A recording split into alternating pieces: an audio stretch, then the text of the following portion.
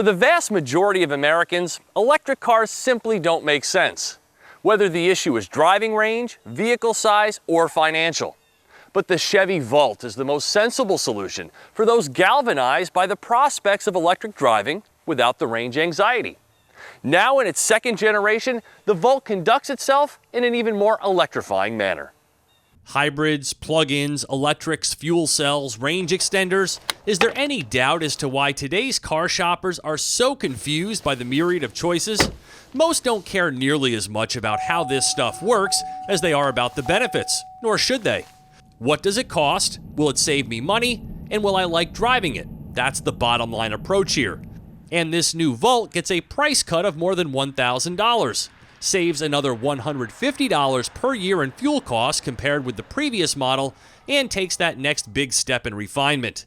It's a very likable car that also looks sleeker while retaining its signature Volt identity. You can view the Volt, as the EPA does, as a plug-in hybrid, using both electricity and gas for propulsion.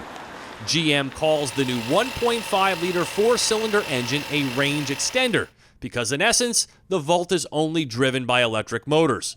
Once the battery runs out of enough juice to power the car, the gas engine fires, and you continue to motor for up to 420 miles.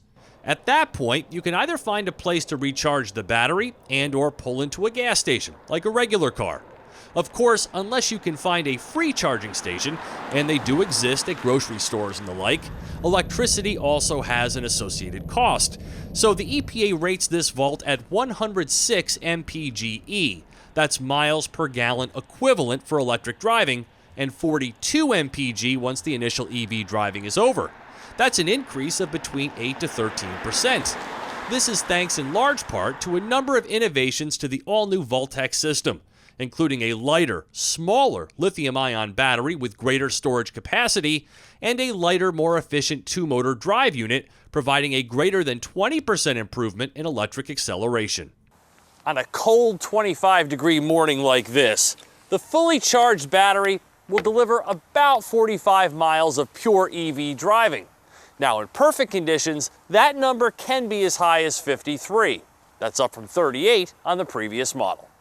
On paper, that's how it works, but northerners will experience a bit more engine intervention when the temps are cold, say in the mid-30s and below. So a Volt owner in Southern California is going to get better mileage than one in New York. That's just the way of the EV world. But during this mostly mild week, the majority of my trips were accomplished without any gas, as 80% of Volt owners can already attest, getting around 1,000 miles between fill-ups. I don't have a 240-volt charger, so filling the car's battery takes about 13 hours. If you do, it only takes 4.5 hours. You can monitor all of this through a smartphone app and via the green light on the dash. By the way, the illuminated charge port is an option I'd choose, as it can be difficult to properly place the plug at night. And the portable charge cable now stows more conveniently in this cubby above the load floor. If you've never driven an electric vehicle before, you'll immediately fall in love with the quietness and effortless acceleration.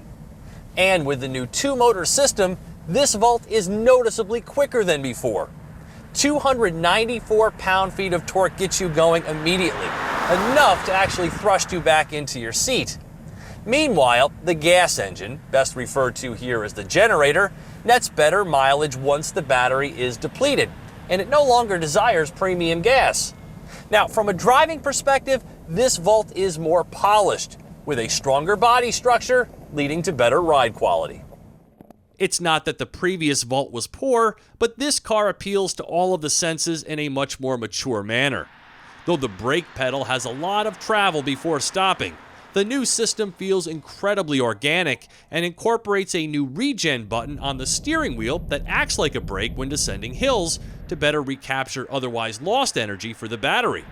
The steering is sharp, you can feel the road, and though the fuel-saver tires give up pretty easily, there's a joy to driving this car in a non-EV-like manner that's actually quite satisfying. The Volt is obviously most impressive and enjoyable when the engine's not on. Some of the car's polish and mystique is lost once it is. The Volt is a compact and as such is pretty tight inside, particularly in these rear seats, which are borderline acceptable for taller adults. But you've got to be kidding me with the advertised 5-passenger seating. Cargo room is quite expansive with a huge hatch area and seats that fold flat, and the front seats, though lacking power operation even on this top trim, are snug but comfortable. The cabin as a whole is a huge improvement over the previous car's rudimentary design. Quality, fit, and finish all go much farther, and the electronics are out of this world good, including Apple CarPlay, OnStar with a built-in 4G Wi-Fi connection, a highly customizable information display, and all kinds of electric car-specific goodies. Heated seats all around, remote start, a heated steering wheel, multiple USB ports, wireless charging capability, beautiful blue ambient lighting. It's exceptionally well done and thoroughly thought out. It can park itself, brake if you don't, and alert you to all kinds of potential dangers. And I'm beginning to love auto high beams. Pricing starts at $34,000, while this highly optioned, though not fully loaded, Volt Premier stickers for $40,225. These numbers are before you take a $7,500 federal tax deduction. Compared with the average new vehicle, the EPA estimates that the Volt will save you $3,250 in fuel costs alone over 5 years. The run of 2016 models is very limited, so it'll be the 2017 model year before the Volt's nationwide rollout.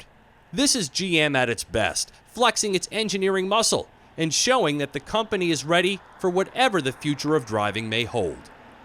For TestDriveNow.com, I'm Steve Hammis.